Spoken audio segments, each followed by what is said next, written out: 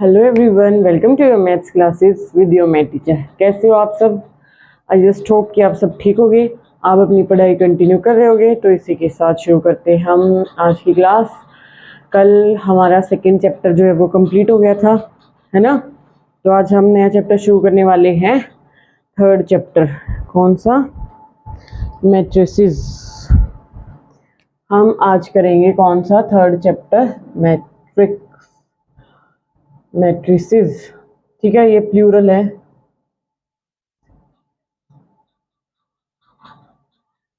Singular क्या होता है हमारे पास? मैट्रिक्स। ठीक है, प्लूरल फॉर्म में उसको हम लिख देते हैं मैट्रिसेस। बहुत सारी टाइप की, अलग अलग टाइप की मैट्रिक्स पढ़ेंगे हम। होती क्या चीज़ है वो पढ़ेंगे। क्या होती मैट्रिक्स? मान लो आपके पास बहुत सारा डाटा है। आपके पास क्या है, ये थोड़ी इंफॉर्मेशन आपके पास, क्या कि मान लो मैं ये बोल रही हूँ कि राम के पास राम के पास 15 नोटबुक है और 6 पेन है। ठीक है, उसके बाद शाम के बाद मान लो 16 ये है नोटबुक है और 7 पेन है। उसके बाद मान लो राधा, उसके पास मान लो 14 पेन्स है और 14 नोटबुक्स हैं और 5 पेन्स है। ठीक है, आपको इंफॉर्मेशन दी गई। ओके जी, और आपको बोला कि इस इंफॉर्मेशन को एक साथ लिखो। ठीक है, एक ऐसी चीज से रिप्रेजेंट करो जिससे कि कॉमन चीज, ठीक है, कि ये वाली लाइन इस चीज को रिप्रेजेंट कर रही है, ये वाली लाइन इस चीज को रिप्रेजेंट कर रही है। ओके, तो जब हम जैसे कोई गिवन डाटा है उसको हम एक रेक्टेंगुलर, ठीक है, ऑर्डर्ड रेक्टेंगुलर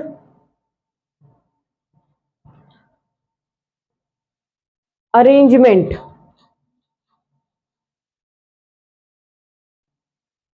तो जब हम किसी गिवन डाटा को ऑर्डर्ड रेक्टेंगुलर अरेंजमेंट में अरेंज कर देते हैं, के अंदर अरेंज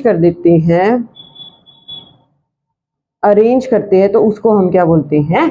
मैट्रिक्स। यानी कि मैट्रिक्स को डिफाइन कैसे करोगे आप कि matrix is a ordered regular arrangement of elements. Elements भी हो सकते हैं, ठीक है, नंबर भी हो सकते हैं, फंक्शंस भी हो सकते हैं जो हमने अभी पढ़े थे। तो इन सबको जब हम एक ऑर्डर्ड रेक्टेंगुलर अरेंजमेंट की फॉर्म में लिख देते हैं तो उसको हम क्या बोलते हैं? मैट्रिक्स। कहने का मतलब क्या है, अगर मैं यहाँ पे एक लाइन में क्या लिख दूं? नोटबुक। जैसे मैंने यहाँ पे नोटबुक लिख दिया, इधर मैंने पेन्स लिख दिया, और इसको मैं एक साथ लिख दूं, जैसे मैंने मान लिया यहाँ पे 15, यहाँ पे 16, यहाँ पे 17, यहाँ पे 6, 7, 5। ठीक है, और इसको मैं एक रेक्टेंगल के अंदर बंद कर देती हूँ, इनक्लोज कर देती हूँ। ठीक है, तो ये जो हमने ये जो इंफॉर्मेशन गैदर करके जो ये अरेंजमेंट बनाई है, इसको हम क्या बोलेंगे? Matrix representation. इसको हम क्या बोलेंगे? मैट्रिक्स रिप्रेजेंटेशन, या फिर आप डायरेक्ट मैट्रिक्स भी बोल सकते हो।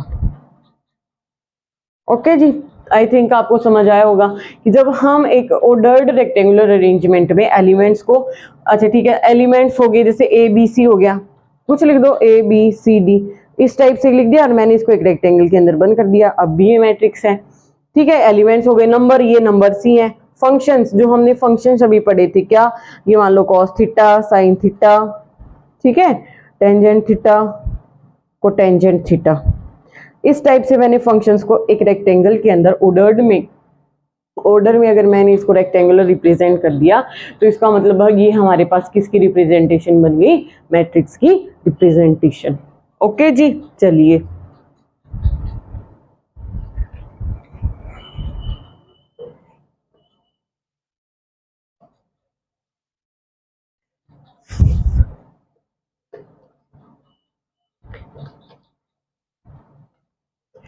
अभी मैं आपको एग्जांपल से ही समझाती हूँ क्या कुछ होता है मैट्रिक्स के अंदर।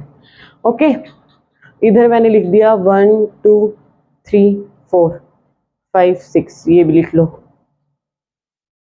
इधर मैंने क्या लिख दिया? 1 2 4 6 8, ये लिख लो। ओके, एक को लिख देती हूँ 1 5 9। ABCDEFG।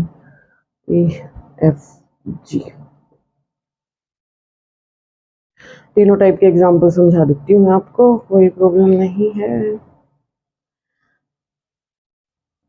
cos theta sin theta, ये हमारे पास ये मान लो टेंजेंट थीटा, और ये हमारे पास है सिकेंड थीटा। ओके, ये मैंने अभी भी क्या बताया कि ये किसकी रिप्रेजेंटेशन है, मैट्रिक्स की रिप्रेजेंटेशन। ओके, जब हम हॉरिजेंटली चलते ऐसे, ठीक है, तो आपको एक ये दिखाई दे रही है, फिर ये ऐसे, तो जो हम हॉरिजेंटली चलते हैं तो उसको हम क्या बोलते हैं, रोज। उसको हम क्या बोलते हैं, रोज। ये हमारी रो 1 हो गई, ये हमारी रो 2 हो गई। ओके, जब हम ऐसे चलते हैं वर्टिकली तो इसको हम क्या बोलते हैं, ये इसको हम बोलते हैं कॉलम। इसको हम क्या बोलते हैं, कॉलम। ये हमारे पास कॉलम 1, कॉलम 2, कॉलम 3, ठीक है। इसको हम R से रिप्रेजेंट करते हैं, रो 1, ये हमारे पास क्या है, रो 2। ये कॉलम 1, कॉलम 2, कॉलम 3, ठीक है, समझ रहे हो ना। मैं इधर आ रही हूँ, वर्टिकली इधर आ रही हूँ। तो अब इसका मतलब क्या हो गया कि इस मैट्रिक्स में हमारे पास कितनी रो हैं, 2 रो हैं, है ना। ये देखो 1 और 2, और कॉलम कितने हैं, 1 2 3। इसके कितने कॉलम हैं, 3 कॉलम्स है। तो मैं इसमें लिखूंगी कि this matrix has 2 rows, 2 rows and 3 column, 3 columns। अब यहाँ पे चेक करो, हम इधर आएंगे, इसके अंदर भी रो कितनी है, रोज कितनी है, 2, और कॉलम भी कितने हैं, 2, कॉलम्स भी कितने हैं, 2 ही कॉलम है। अब इसमें चलो, इसमें रो कितनी है,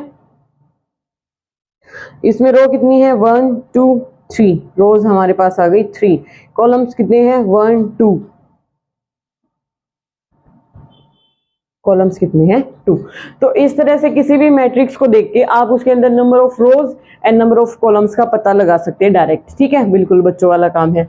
इस चीज को कि उसके अंदर हम रोज और कॉलम्स, इस चीज को हम लिखेंगे कैसे, यानी कि हम किसी भी मैट्रिक्स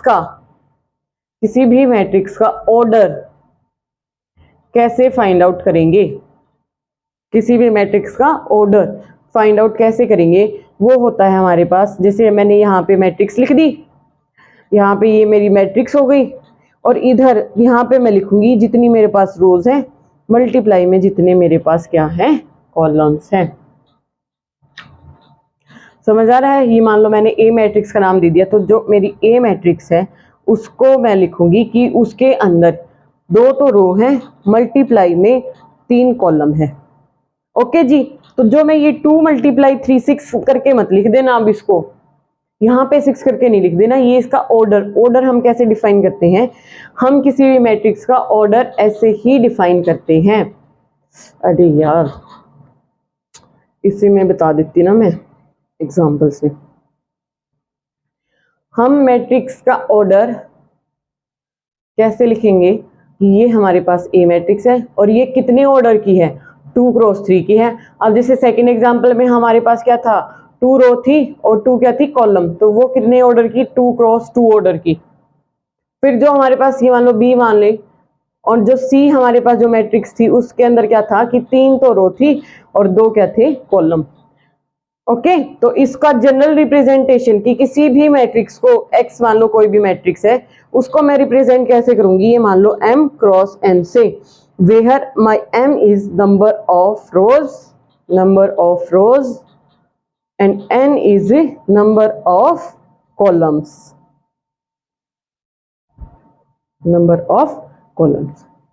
समझ रहे हो। तो इस तरह से हम किसी भी मैट्रिक्स का क्या डिफाइन करते हैं, order. Okay, number of elements कितने होंगे, नंबर ऑफ एलिमेंट्स किसी भी मैट्रिक्स के अंदर। अब आप इनको मल्टीप्लाई करके लिख सकते हो, जैसे 2 × 3 की मैट्रिक्स है तो 2 × 3 यानी कि 6 एलिमेंट्स होंगे इसके अंदर, 2 × 3। ओके, 2 × 2 यानी कि इसके अंदर कितने होंगे, 4 एलिमेंट्स। ऑर्डर में आपको मल्टीप्लाई करके नहीं लिख देना है, ऑर्डर आप ऐसे लिखोगी कि एक्स जो भी मैट्रिक्स है और उसका ऑर्डर लिखोगी यहाँ पे नीचे स्मॉल लेटर्स में m × n, या कि m × n ये हमारा m है और ये हमारा क्या है, n है, ठीक है, चेंज हो सकते हैं, वेरिएबल है। इसके अंदर जैसे देखो इसमें भी कितने हैं 6 एलिमेंट्स। ओके, आप इसको इंटरचेंज नहीं कर सकते। अगर यहाँ आगे हमेशा नंबर ऑफ रोज ही आएंगी और पीछे हमेशा नंबर ऑफ कॉलम्स ही आएंगे। इसके कहने का मतलब क्या है कि अगर मैं इसको और इसको लिखूं, जैसे मान लो ए, मेरे पास कोई मैट्रिक्स मैंने लिख दी 3x2 ऑर्डर की, ठीक है, तो ये दोनों चीजें अलग अलग हैं।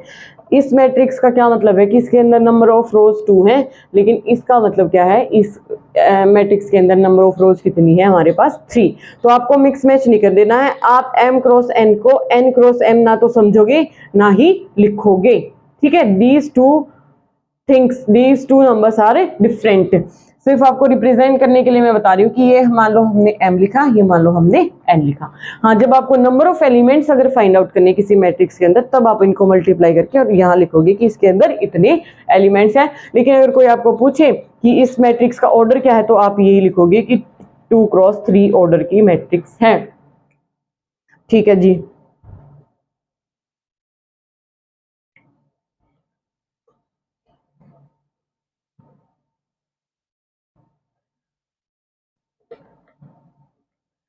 अब मैं आपको जो जनरल रिप्रेजेंटेशन होती है किसी भी मैट्रिक्स के एलिमेंट्स को रिप्रेजेंट करने की, वो मैं आपको बताती हूँ। कहने का मतलब क्या है, ये मान लो, अच्छा चलो मैं एक बात तो बता देती हूँ। ये मान लो हम किसी प्लेन के अंदर काम कर रहे हैं, ठीक है, ये हमारा एक्स वाई प्लेन है। यहाँ पे कोई पॉइंट है, पी पॉइंट है, मान लो एक्स वाई, ठीक है। एक्स वाई को हम कुछ भी लिख सकते हैं, दोनों वेरिएबल है। अगर कोई हमें बोले कि प्लेन में पॉइंट दिया हुआ है और इसको आप मैट्रिक्स फॉर्म में लिखो, तो आप क्या करोगे, आप या तो ऐसे लिखोगे इसको एक्स वाई, ठीक है, या फिर आप इसको कैसे लिखोगे एक्स वाई, बीच में कोमा नहीं लगाना है, कहीं कोमा लगा दो।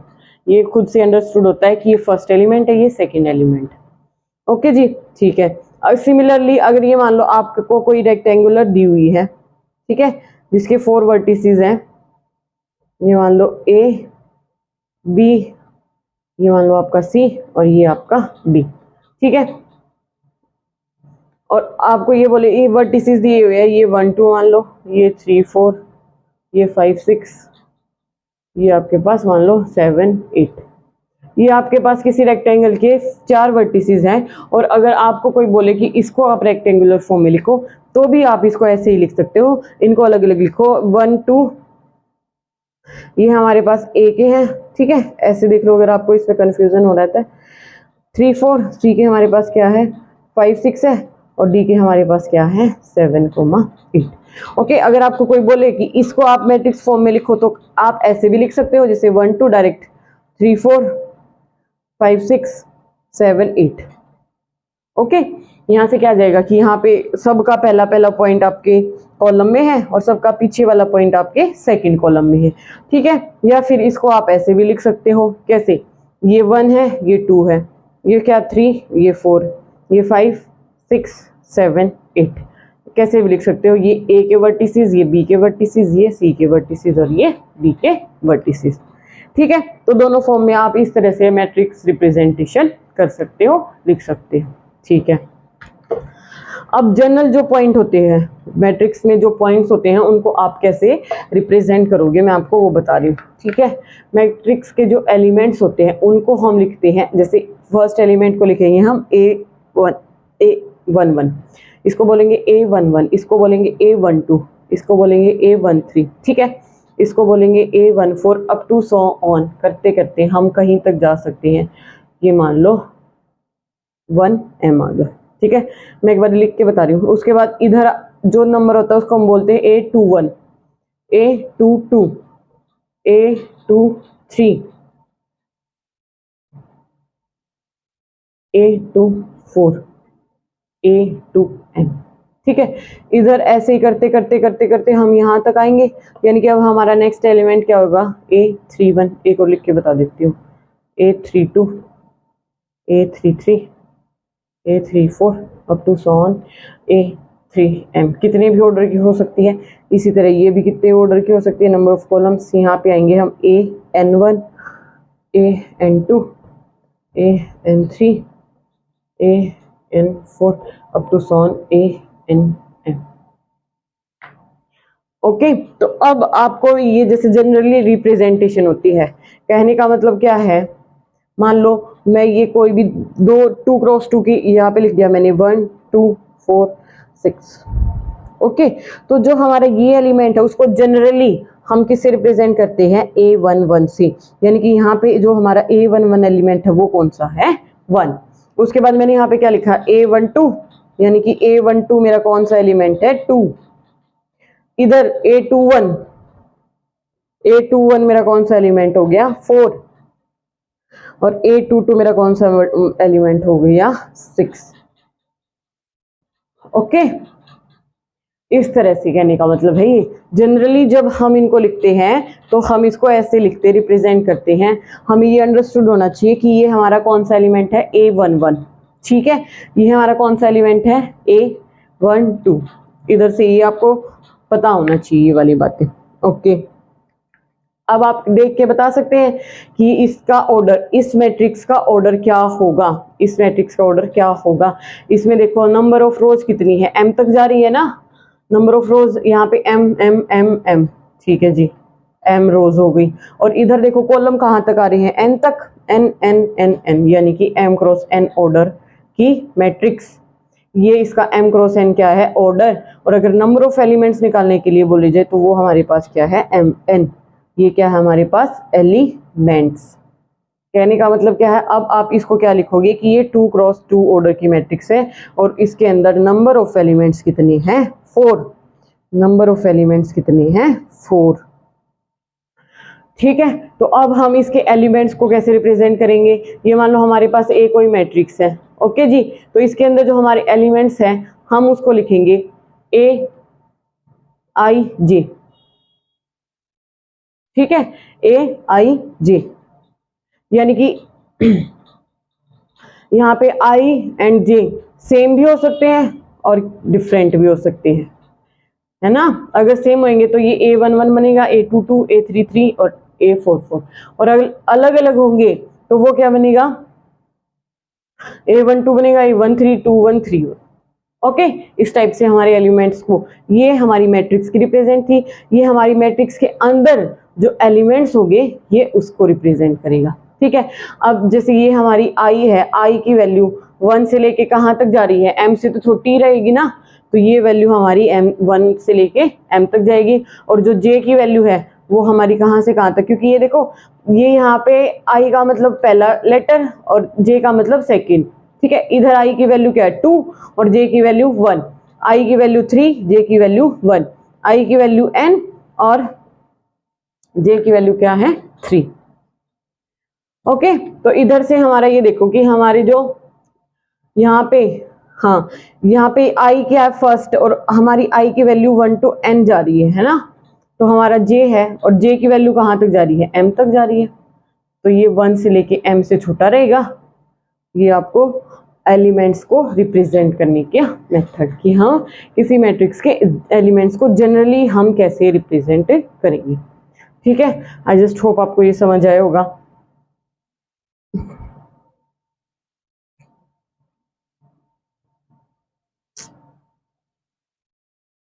ओके,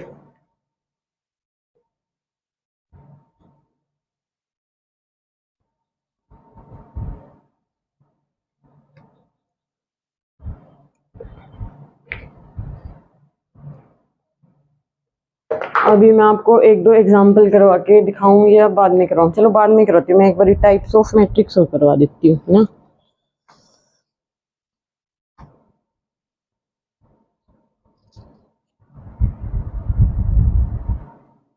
ठीक है, अब हमारे पास आता है क्या, types of matrix. Types of matrix,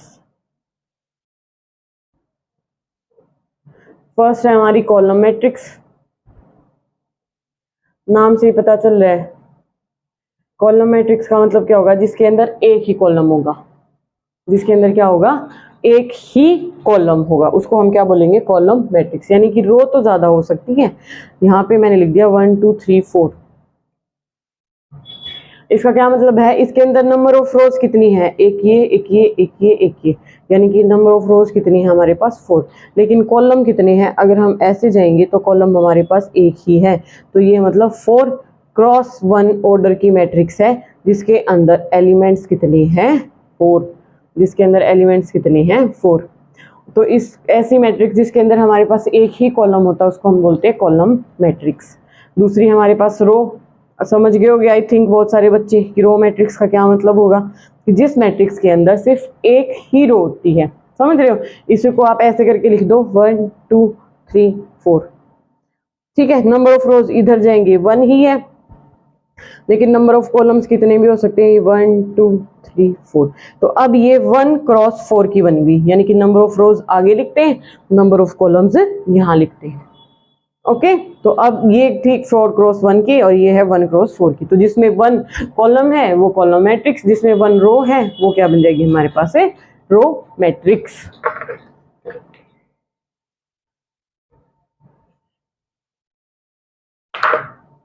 उसके बाद आता है स्क्वायर मैट्रिक्स। नाम से स्क्वायर क्या होता है, जिसमें सारी साइड्स इक्वल हो। तो मैट्रिक्स की फॉर्म में भी स्क्वायर यही फॉर्म करेगा कि जिसमें number of rows and number of columns क्या हो इक्वल हो। जैसे मैंने अभी आपको क्या बताया था, 2x2 की मैट्रिक्स बना के दिखाई थी ना, 1 2 3 4। इसके अंदर नंबर ऑफ रोज कितनी है 2, रोज कितनी है 2 और कॉलम भी कितनी है 2। तो ये 2x2 यानी कि ये क्या है एक स्क्वायर मैट्रिक्स, जिसके अंदर number of rows is equal to number of columns है, तो उसको हम क्या बोलेंगे स्क्वायर मैट्रिक्स। नंबर 3 है ना ये।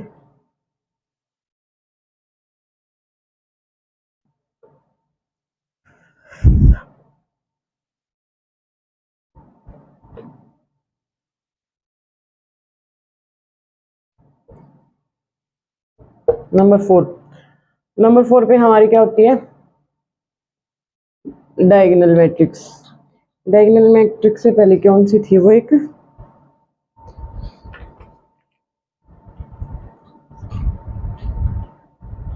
हाँ डायगोनल ही है, उसके बाद है वो।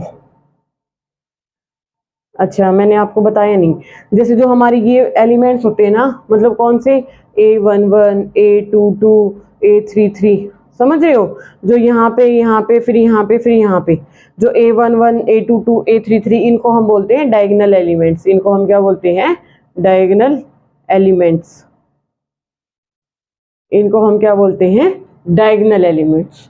ओके, तो हमारी डायगोनल मैट्रिक्स फिर नाम से पता चल गया, इसका मतलब क्या है कि जिसके हमारे सिर्फ डायगोनल पे एलिमेंट हो, बाकी जो नॉन डायगोनल एलिमेंट है वो क्या होंगे जीरो। कहने का मतलब मैं डायगोनल एलिमेंट्स लिख के दिखा रही हूँ अभी, ये 1 1 है, ये 2 2, ठीक है, और ये 3 3। ये मैं 3x3 की मैट्रिक्स लिख रही हूँ, समझ रहे हो। यहाँ पे मैं क्या बता रही हूँ कि जहाँ जो यहाँ पे एलिमेंट्स होते हैं ना उनको हम बोलते हैं डायगोनल एलिमेंट्स, और जो यहाँ पे बच गए, ठीक है, यहाँ पे इस एलिमेंट का नाम होगा A11, ओके, इस एलिमेंट्स का नाम होगा A22 और इस एलिमेंट का नाम होगा A33। ये हमारे पास कितना है 6। अब जो यहाँ पे बचे ये मान लो ये इधर इधर इधर इधर, इनको हम क्या बोलेंगे नॉन डायगोनल, इनको हम क्या बोलेंगे नॉन डायगोनल। कहने का मतलब क्या है, डायगोनल एलिमेंट्स कौन से होंगे, डायगोनल एलिमेंट्स कौन से होंगे, AIJ वो एलिमेंट्स सच दैट कि जिसमें I है वो किसके इक्वल हो जाए J के इक्वल हो जाए, यानी कि A11 A22 A33 A44 I और J दोनों की वैल्यू क्या हो सेम हो। और जो नॉन डायगोनल एलिमेंट्स है जो हमारे पास क्या है नॉन डायगोनल, इसका मतलब क्या होगा वो वाले IJ सच दैट कि जिसमें I और J इक्वल नहीं है, जिसमें I और J इक्वल नहीं है, यानी कि I अलग है और J अलग है। कहने का मतलब क्या है, जो ये एलिमेंट है इसको हम लिखेंगे A12। I और J अलग अलग दिख रहे हैं ना, ये हमारे पास I होता है, ये हमारे पास क्या होता है J। I की वैल्यू 1 है, J की वैल्यू 2 है, ठीक है। ऐसे ही 2 1, यहाँ पे I की वैल्यू 2 है और J की वैल्यू 1 है, तो ये भी अलग है ये भी अलग है। यानी कि जो हमारी डायगोनल पे जो एलिमेंट है वो सिर्फ वो वाले नॉन जीरो होने चाहिए, बाकी हमारे पास सारे के सारे क्या होने चाहिए, जीरो। ओके ठीक है।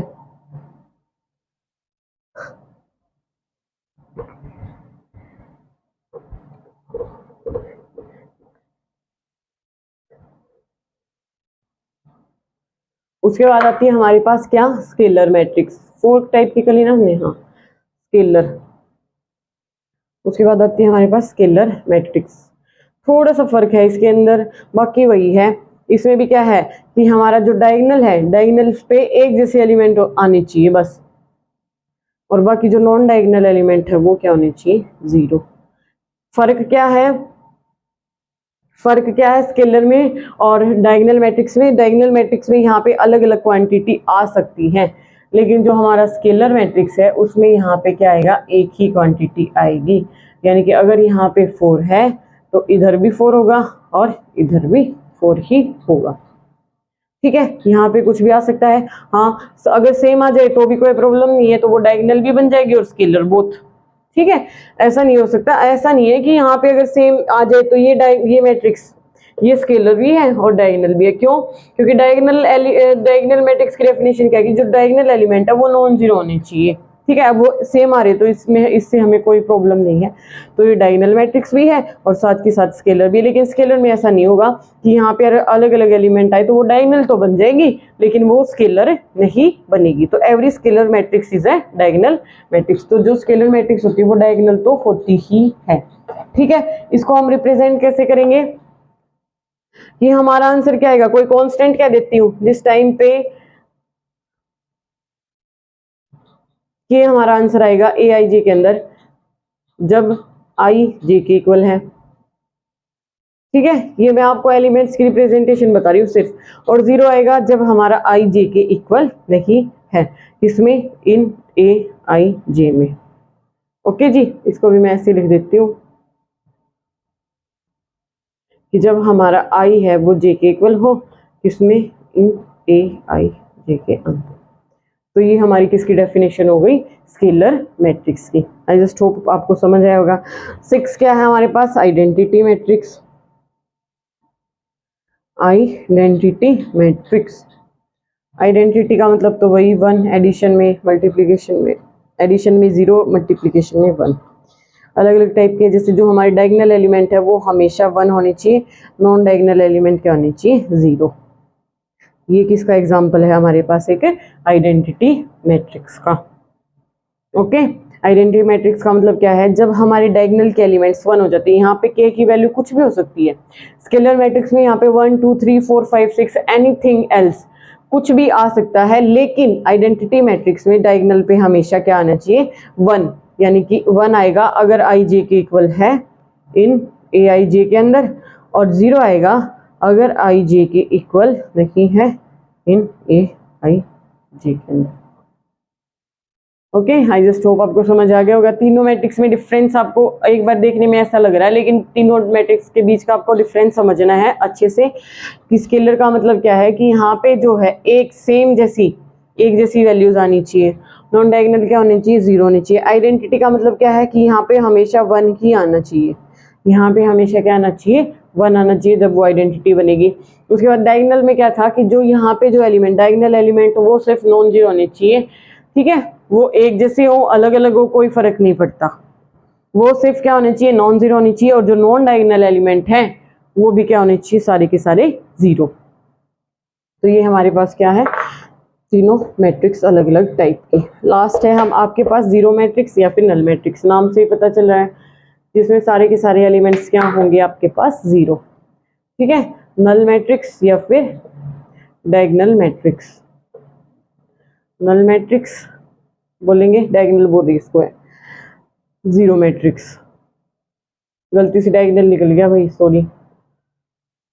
ठीक है, इसमें क्या होगा, जितने भी एलिमेंट लेंगे हम सब क्या होंगे, 0, सब क्या होंगे 0। 3 क्रॉस 3 की ले लो, 2 क्रॉस 2 की ले लो, 1 क्रॉस 1 की ले लो। ठीक है, अच्छा इसका ऑर्डर बताना, एक बार कमेंट करके बताना इस मैट्रिक्स का ऑर्डर आपके पास क्या आएगा।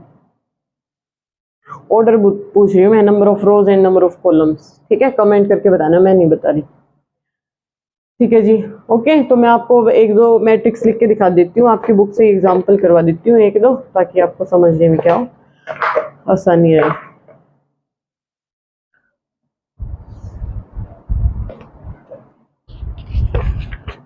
जैसे आपको एग्जांपल नंबर 1 दिया हुआ है, कंसीडर द फॉलोइंग इन्फॉर्मेशन। ठीक है, मैंने बताया था कि इन्फॉर्मेशन को जब हम ऑर्डर्ड रेक्टेंगुलर अरेंजमेंट में लिख देते हैं तो वही चीज़ क्या बन जाती है हमारे पास, मैट्रिक्स। तो consider the following information regarding the number of man and women workers in 3 factories 1, 2 and 3। ठीक है, हमारे पास ये मैन वर्कर्स है और ये हमारे पास क्या है, वुमेन वर्कर्स है। ये यहाँ पे 30, 25, 27, 25, 31।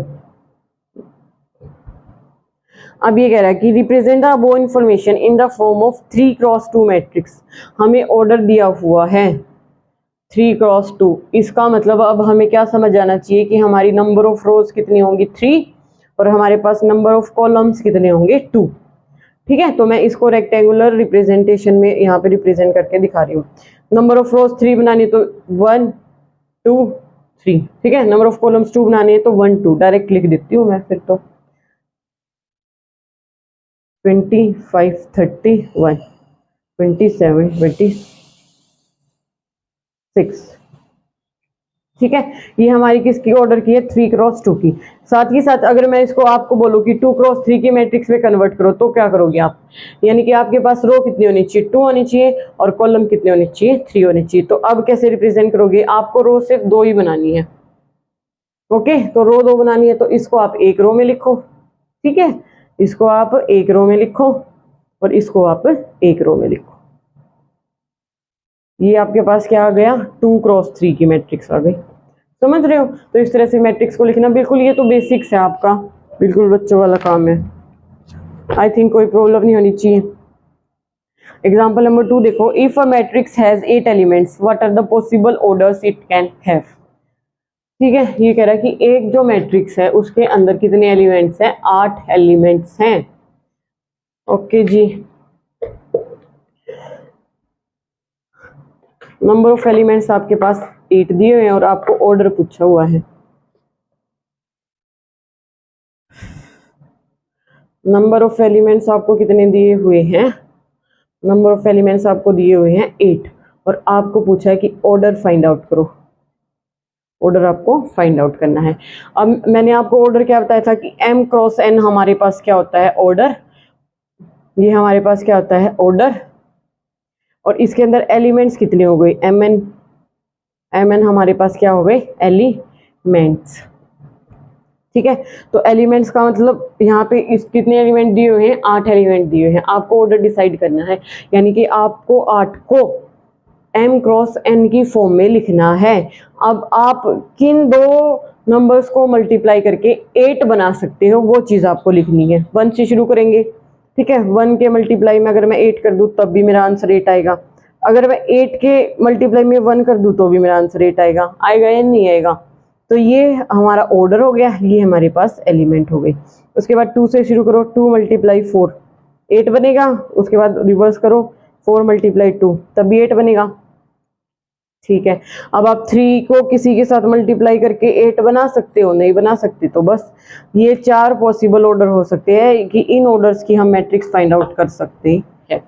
ठीक है, इससे अलग 8 एलिमेंट्स के लिए हम ऑर्डर कि वो find out matrix find out नहीं कर सकते। ठीक है जी, समझ आ गया ना। इसको हम ऑर्डर में कैसे लिखेंगे, एक तो 1 क्रॉस 8 ऑर्डर की वो होगी मैट्रिक्स। ठीक है, एक 8 क्रॉस 1 ऑर्डर की मैट्रिक्स होगी, फिर एक 2 क्रॉस 4। ठीक है, इसको हम ऐसे नहीं लिखेंगे, जैसे मान लो कोई मैट्रिक्स है ए जिसका ऑर्डर है 1 क्रॉस 8, कोई मैट्रिक्स है बी जिसका ऑर्डर है 8 क्रॉस 1, कोई मैट्रिक्स सी जिसका ऑर्डर है 2 क्रॉस 4, और कोई मैट्रिक्स है डी जिसका ऑर्डर है 4 क्रॉस 2। हम इसको ऐसे लिखेंगे। ठीक है, आपको ये रिप्रेजेंट करना आना चाहिए, भाई सारी चीजें बता दी है मैंने अब। ठीक है, और बिल्कुल बच्चों वाली चीज है, इसमें तो कुछ है ही नहीं।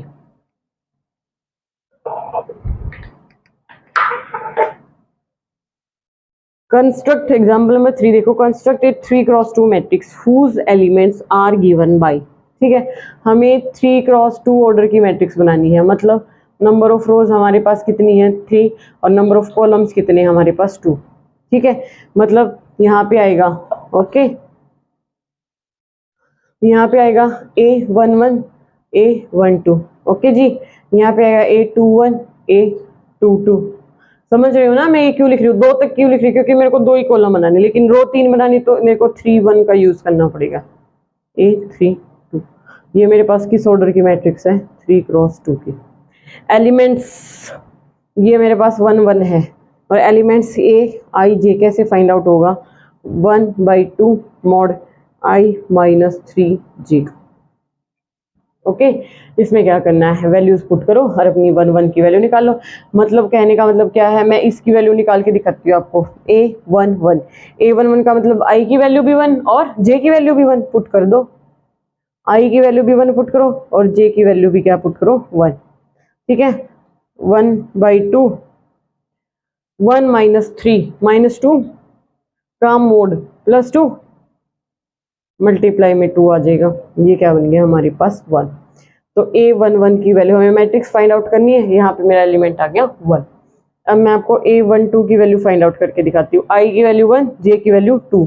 1/2 I की वैल्यू 1 इसमें पुट करना है और J की वैल्यू है आपके पास 2। ओके जी, कोई प्रॉब्लम नहीं है। ये बनेगा 1 - 6। 1 - 6 का मतलब -5 और -5 का मोड +5, तो ये बना हमारे पास 5। तो इसका मतलब ये बना हमारे पास 5/2। A12 निकाला था, A12 कहाँ आएगा, यहाँ आएगा। ठीक है, सिमिलरली आप A21 निकाल सकते हो, मतलब I की वैल्यू 2 पुट करो और J की वैल्यू क्या पुट करो, 1। 3 × 1, यहाँ पे क्या बना 2 - 3 यानी कि -1 और -1 का मोड यानी कि +1, ये बना मेरे पास 1 2। ठीक है, 3 एलिमेंट मैंने निकाल दिए, 3 आप खुद से निकाल के इस कम को कंप्लीट कर सकते हो। ये आपका होमवर्क है।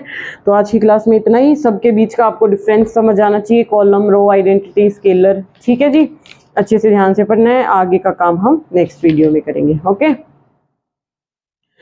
चैनल को ज़्यादा से ज़्यादा सब्सक्राइब करना, शेयर करना, लाइक करना और कमेंट करके ज़रूर बताना है कि आपको कितना समझ आ रहा है। Okay, thank you so much. आगे का हम नेक्स्ट वीडियो में।